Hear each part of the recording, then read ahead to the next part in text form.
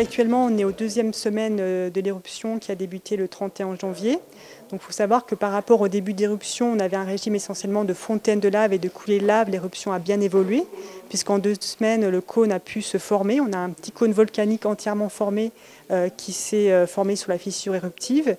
Et actuellement, l'activité reste focalisée sur cet événement éruptif. Malheureusement, les coulées sont moins visibles, puisque l'essentiel de l'activité se fait en tunnel de lave. Mais par contre, on a quelques ruptures dans ce tunnel de lave qui permettent d'avoir des petites coulées visibles quand même par intermittence au niveau du cône éruptif.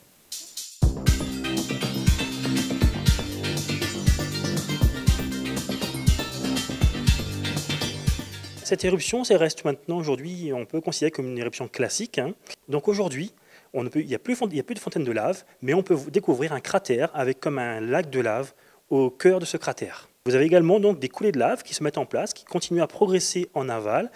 À un certain moment, il y a une semaine de ça, elles sont arrivées dans les grandes pentes, ces coulées. On pouvait voir depuis la route des laves le front de ces coulées de lave. Et donc ce front qui était actif il y a une semaine, qui était dans les grandes pentes, ne l'est plus aujourd'hui. Mais peut-être qu'il pourra, une nouvelle coulée de lave, du moins un nouveau bras de lave en quelque sorte, pourra aller en direction des grandes pentes et pouvoir offrir aux spectateurs depuis la route des laves un visuel sur cette coulée.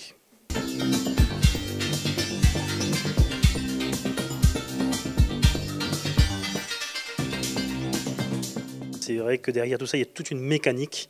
Et les mécanismes au foyer, les paramètres physiques et chimiques, la température jouent énormément.